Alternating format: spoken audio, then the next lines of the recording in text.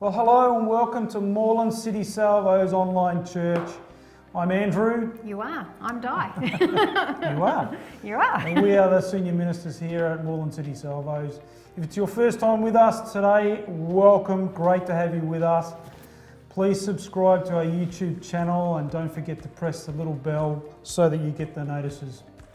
If you're watching online and chatting away with us, because we'll be there. Church online. Church online, yes. Then now is the time to click the invite button to invite all your friends to join the chit chat that goes on. There's always a lot of fun. Don't forget to say hi, because we know a lot of people watch, but they don't say hi. Yeah. So say hi to us. We'd love to hear from you. It's always fun in the chat. Send an emoji. I've worked out how to do that now, which is awesome. Well, today we are continuing our Testify series. Hasn't it been great? Oh, Deb was fantastic Deb last was week. amazing. This is week 2. Yep. There's still time to download our devotional online on our website. If you haven't done that already, Yeah, do do it. that, because all of this stuff all ties in, and so we can all do this journey together.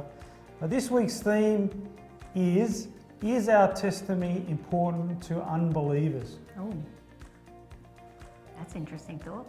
We have some very special guests. I still can't believe that they have agreed to this, I have to tell you. You've all met my sisters, and now you're going to meet my brother. His name is Matthew. Yes. And he's lovely. She's actually one of the most gorgeous people in the world. Wife Catherine. And Matthew, my brother, is a small business owner in the finance sector. And Catherine has the awesome job of a prep teacher and head of junior primary at Donvale Christian College. And they're going to share a little bit about how they live out their testimony in their everyday life and whether they feel like it's really of value to unbelievers. So they're suggesting maybe is our testimony more than our words. What do you think? Yes. He says yes. Well, let's listen to Matt and Kat and see what they have to say. This is going to be so good. This is going to be so good.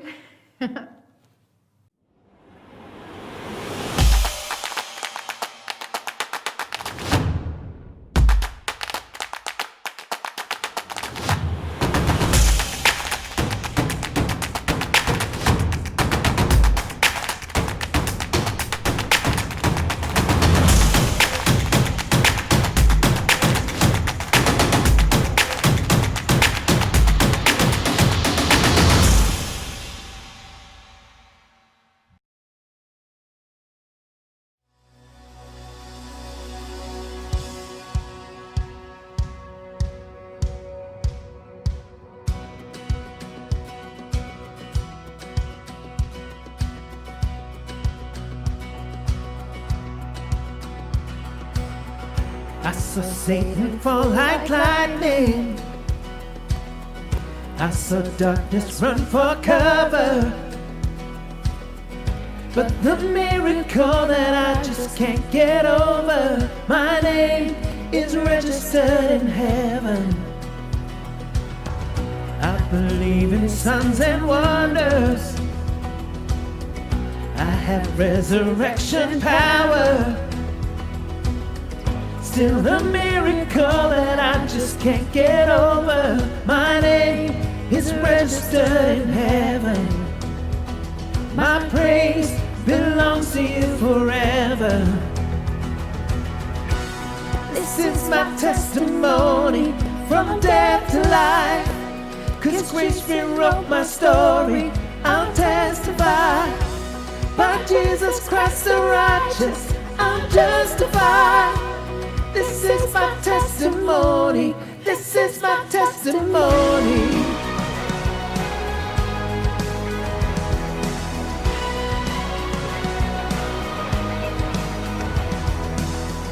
Come together, sons and daughters, bought with blood and washed in water. Sing the praises of the Spirit, Son and Father. Our God will finish what He started. Yes, our God will finish what He started. This is my testimony from death to life, 'cause grace rewrote my story. I'll testify, by Jesus Christ the righteous, I'm justified. This is my testimony. This is my testimony.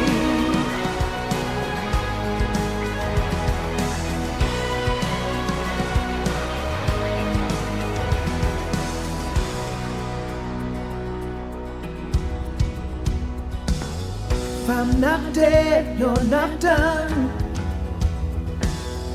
Greater things still to come. Oh, I believe. If I'm not dead, you're not done. Greater things are still to come. Oh, I believe. If I'm not dead, you're not done. Greater things are still to come. Oh, I believe. If I'm not dead, you're not done. Greater things are still to come. Oh, I believe.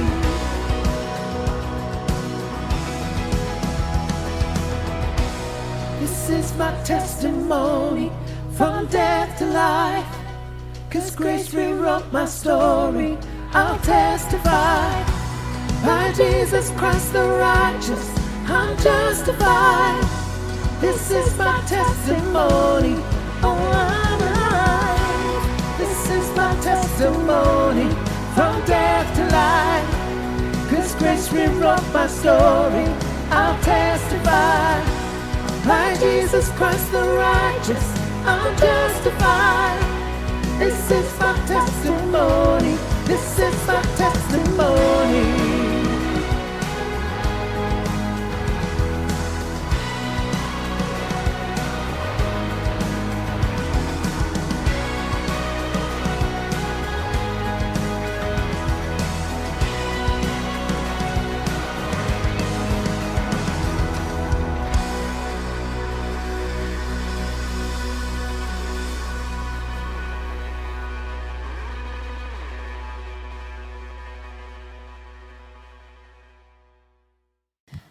Well, welcome to Testimony Series again. Here we are, and I have a microphone today which is really awkward, so you're just going to have to go with it because we've got an extra person in the room, which is lovely. Here today we have my brother and sister-in-law, Matthew and Catherine. Welcome. Thank you. To Moreland City Salvos here online. Thank you. Thank you. This new world we're in. Well, we've been doing a testimony series and be sharing with other people about how important testimonies are and what happens in COVID and how we move through in this space. And today we're sort of looking at what it is for an unbeliever to see us in our testimony, and we want to sort of unpack that a bit with you today, if that's okay. My first question to you is, how has COVID really impacted both of you in this crazy season? Mm-hmm. I guess first of all, I guess there's business and there's personal. So for me personally, those that know me, I'm quite introverted, so it's kind of nice. There's elements I actually really like. Everyone is just like, how is this possible? That's true. But it's but chalk and cheese. Very Chalk chalk and and cheese. So there's elements that I actually quite enjoy, except not being able to leave my home. I like to go out and do things. If it's just Kat and I enjoy it, and we go, do things and see different stuff. But from a work perspective, I own a business, a small business. I have 7 staff, and that's been challenging in the way that we had to restructure, and I guess the in word at the moment, especially in business, is you got to pivot. And, oh my gosh, is everyone dizzy from pivoting? Yeah, because we're using it as a well. I'm like, yeah, I can't pivot anymore. I'm a bit the same. So, but yeah, we've had to do it to manage, and it's been challenging. And you kind of think you're getting through somewhere, and then recently, obviously, we have restrictions again. So you restructure, you reconfigure your timelines as to how you're going to bring people back and manage things. So it's definitely been challenging to make sure that everyone is cared for in that situation, but that they also have jobs and the business keeps functioning as well. It's really challenging, isn't it? They're using that word a lot, even in the Salvation Army too. We've got to pivot, and it's like, I can't pivot any more than what I'm pivoting. And just when you think you've pivoted one way, something else happens and you've got to go another way. And it's actually quite encouraging to know that just not in my world, but everyone's world, they're all sort of speaking the same language and they're dealing with the same thing. And so we give each other a bit of grace in that season too. Yeah. Katie, how's it impacted you? It's impacted me significantly. I'm a teacher. I teach prep, and also I'm the head of our junior primary school. And so it's impacted me in a couple of ways. Most significantly, trying to teach preps online has been quite an interesting time, quite a challenge. And just, I guess, trying to get our heads around what teaching looks like online, how we interact with children, how we make sure that they're still motivated in their learning, how we ensure that they are still learning and getting that really important curriculum, but also caring for the parents online as well, knowing that this is such a challenging time for them and trying to navigate how can we best support them when they're trying to cater for multiple roles that they're doing within their own home environment, from parenting to working and just trying to maintain daily calm, I guess. So that's been really significant in how we support and how we care for the families as well as the children themselves. In my head of junior primary role, it's also how do I care for my team of teachers and make sure that they are finding that happy medium as well, and being able to balance all the challenges that are coming their way with the learning that is taking place, but also in their own personal lives of having their own children at home at times, as well as still trying to run households and adapt to a whole new world of technology. So we're all learning on the fly very much. But yeah, it's turned our world around quite significantly, but at the same time that's brought a lot of really positive changes too. I think it's fair to say that we all want to give a shout out to every teacher out there. As a parent of thankfully only one child in school, I think about these parents who have got 3 or 4 children and they're in primary school and they're trying to navigate that. I mean, they must be going crazy. And then I know what I'm like, trying to correspond with teachers and getting back and just the amount of work that you must be under and pressure you're under. I'm pretty sure we're all upholding you in prayer in this season, because I take my hat off, because it changes. Same as Matt said, it's changing all the time. We don't always, certainly Victoria, now again we're in lockdown, it's changed again on how to think. Can you tell me about some of the positive things that you've seen happen through that? Yeah, for sure. So I think one thing for me personally that I've loved is that it has made people slow down, and it's made people change the pace of life, I guess. And while the pace of life is different, and there are certainly very busy seasons, and for me particularly stepping into distance learning, I said to Matt, I'm just not sure how I'm going to keep my head above water. I'm working longer hours than ever before, but at the same time, I think like everything, once you find your groove in something, it becomes the new normal. And so I think just seeing that the pace of life for so many has been able to be pulled back because we're so restricted as to what we can do has been really great. But also the feedback that I've had from families is how amazing it has been to reconnect with their children.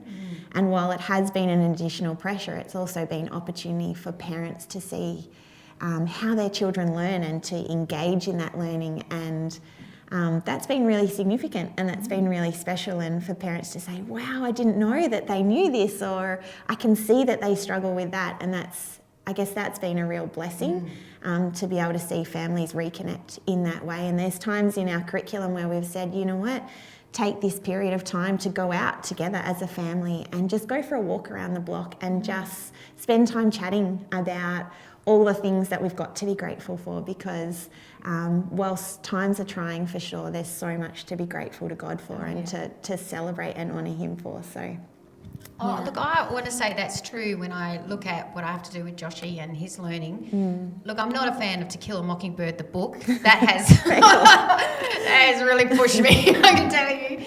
But to see the level of learning and what they understand, the math, I don't even know what's going on the page there. It's like... That's why I teach prep.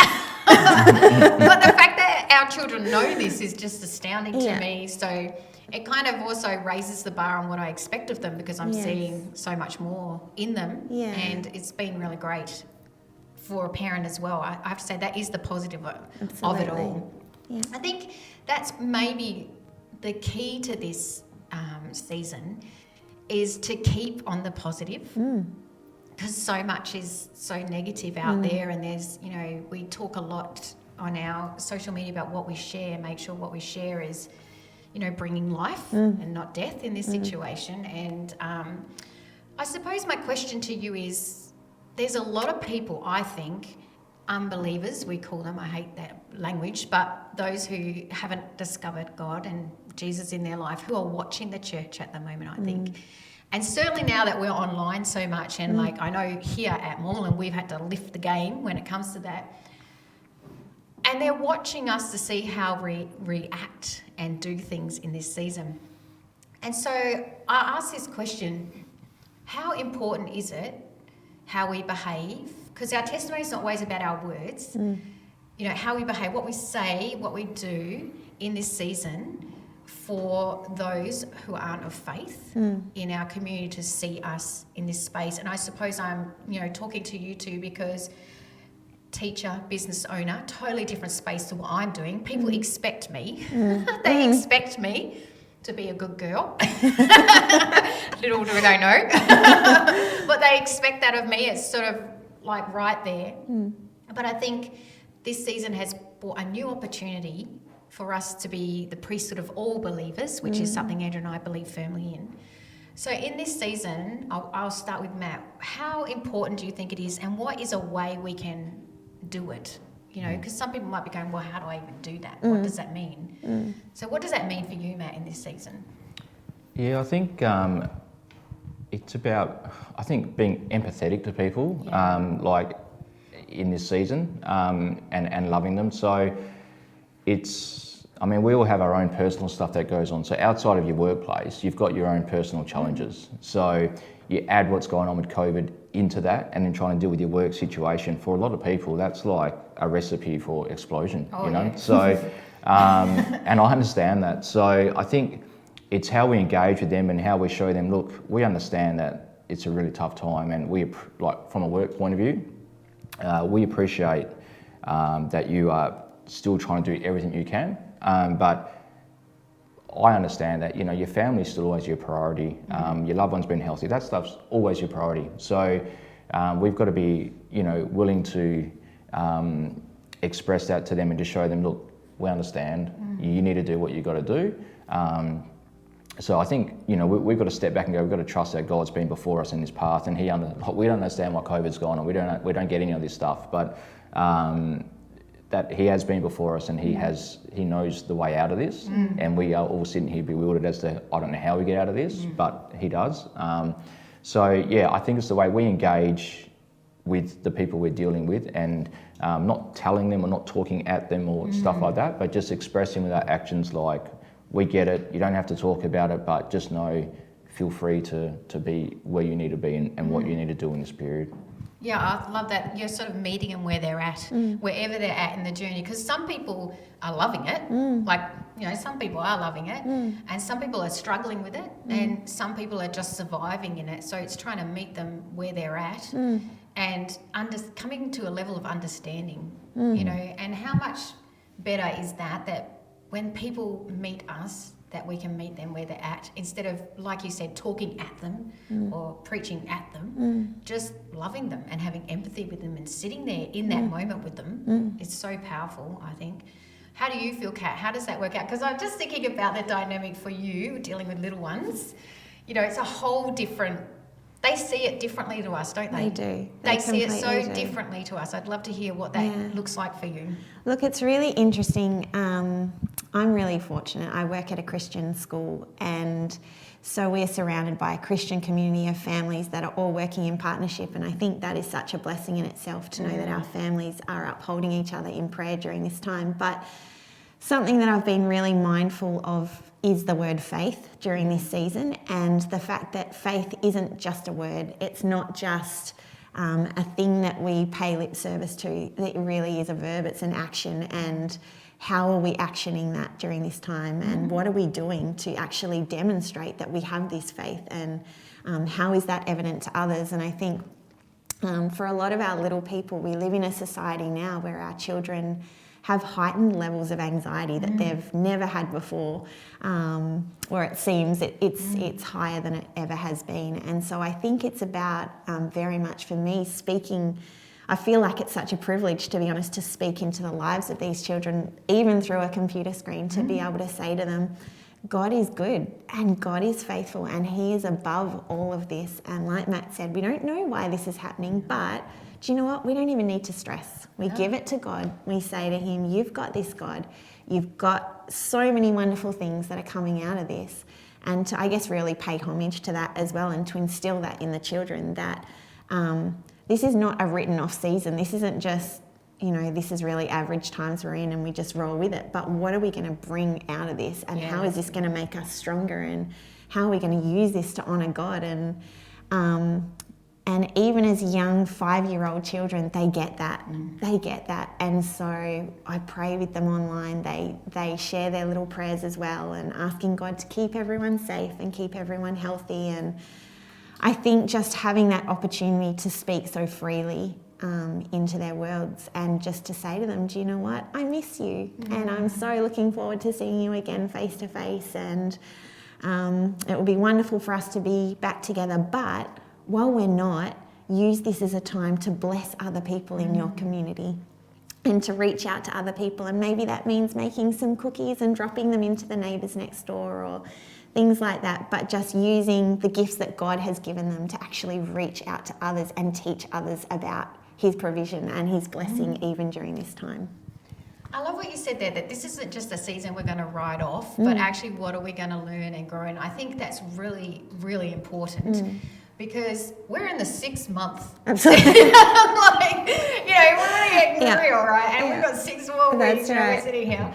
But you can't waste that time. No. Like, you've got to say, what is happening for me in this season? And I do agree with you. I think anxiety levels are quite high, Absolutely. not just in little ones, but in big people. And big people, it kind of, you know, reflects down. So how we are with our kids really matters to how their well-being will be at the end, or whatever the end looks like, because I wonder if this is a whole new season we're actually entering into, and we've just got to work out now what we've got to do in this season. But I do agree with you. I think for many people, they're thinking, I'm just going to sit at home and ride this out. Well, you've been sitting at home for 6 months now. Like, you know, that's a long time to ride. It's a lot of riding, yeah. You know, so the challenge is, this is why we felt the Lord tell us to do this series, is because we actually really believe that we can be people of God and glorifying God in this season. And we're not waiting for it to be over to start. We start now, you know, and we talk about there's no junior Holy Spirit. So the kids haven't got a little bit of the Holy Spirit. When the Holy Spirit comes, he comes in all his fullness, no matter our age or whatever. And so we need to be listening to our children. Actually, Deb Stevens spoke about that in one of the ones before you guys, is that the Lord came to her as a 7-year-old, you know, child, and she clearly remembers that. And so we need to be listening to our children in this space, which is why I think teachers, honestly, all need a pay rise after the end of it. It's crazy. I suppose our time is almost up, believe it or not. They were saying, 20 minutes is so long, but it's not, I told you. I'm going to ask this one last question. What is one thing that you think you've learnt in this season that if you had the opportunity to tell the whole web, the whole world, what is one thing you think you've learned either about yourself or about God in this season that you're probably going to take with you, like into whatever it is to be? What is, you know, that one thing you would like everyone to maybe grasp or understand from this season? I'm going to go to Matt. Look, I think everyone needs community. Yes. So, and again, being an introvert, I always sit there and go, I don't need anyone because I'm quite okay. But like, I can't wait to go back to church and worship with everyone there, and because it's been like 6 months. So, which is stuff I probably previously thought I actually didn't need and I didn't look for. So, and I think outside, like, so everyone in their own way needs a bit of community. And it's also made me also think about people that live their whole life in isolation. Yes. So you think about people that have certain diseases or mental illnesses or whatever, and their whole life is always in isolation. And we've dealt with it for like 3 months to a degree, but these people have this challenge all day, every day, and how much we need to reach out to those people to bring them in so that they don't live a life of isolation. That is so powerful. I just totally agree with you with that. I think that we're all experiencing exactly what people experience every day, and then we're like, how we cope? Well, how have they coped? And that's what the church is for. It's for the outcasts. It's for the ones that are alone. It's for the ones. It provides that God kingdom community that we all actually long for. We don't understand what it is sometimes, but we all long for that God community. And I think that has probably, maybe we've taken it a little bit for granted. Absolutely. And now we've seen the value that it has in our lives. And like for me, I think the authentic God community is a powerful, powerful thing.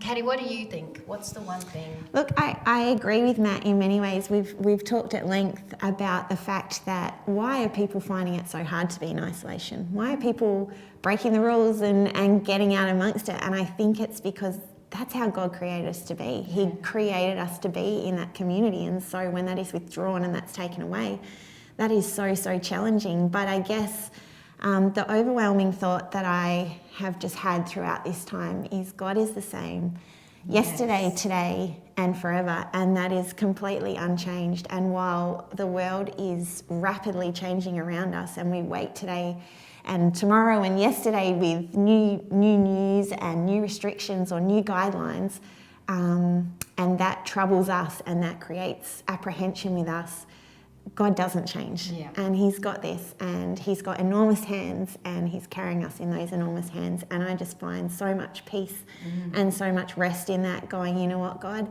I haven't got this, but you sure have. And I'm so grateful for that. And that's just something that I just want to keep carrying through, to be still, to know that God is above it all, and that when we sit in God's presence, that as that beautiful song says, everything else grows strangely dim. And so I just, rest in that assurance each and every day, and that's such a blessing to me and something I want to carry on beyond COVID. That is such a comforting thought, isn't it? That God is never changing. He's always there. He goes before. He's seen everything that's happened before, and you think of the history of the world, and a lot of people are raising it actually, you know, World War I, World War II, the Spanish flu, they're all raising that, and God's been before that. He knows the season of COVID. Like, He knows who we are as humanity and how we will triumph in times of adversity. And I honestly think that for the church, it's such a time as this, really. It is. I mean, we were created for such a time as this to be a place of hope and joy. And if you've watched any of our online stuff, we actually had someone message us this week and said, what's the point of one of these things that we did online? And we said the point really, honestly, is just to bring joy and hope. Absolutely. In a season of high anxiety and isolation. And for people to see that church is just full of normal people who don't really take themselves that seriously. Right. And I think the church sort of had this picture of what it was, and I'm really hoping that COVID has smashed that, and that people who don't understand who Jesus can be in their life and who God can be in their life can actually see it lived out through us on what we do, what we say, in our everyday ordinary life.